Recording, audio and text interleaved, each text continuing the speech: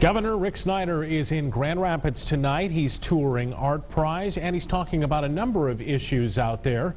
Political reporter Rick Albin caught up with the governor earlier this afternoon. Rick?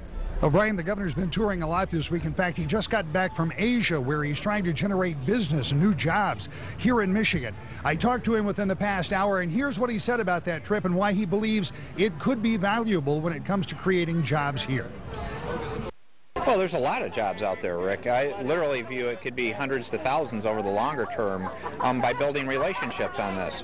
The response was fabulous, particularly the part, as you mentioned, a business governor talking to business people that resonated well. And the other part that was very impressive is I met with at least 3 companies, large companies that were interested in Michigan, that before we started talking, they cited the fact they had recognized we had done tax reform, we balanced our budget, we were doing regulatory reform.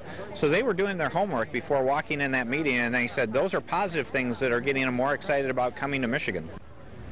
A trip to Asia to look for jobs for Michigan, then a trip to Grand Rapids to look at ArtPrize. What he said earlier this year was a great combination of a private and public partnership. In fact, the governor is walking down right over there by starting at the Ford Museum. It's going to come over by the Ford statue and then tour some more of ArtPrize before ending up back here talking with Brian and Sue for our later news shows tonight. So the governor will give you his firsthand impression on why it's important for cities like Grand Rapids and others to have this kind of event downtown. That's where I'm live. Rick Albin, 24 Hour News 8. I knew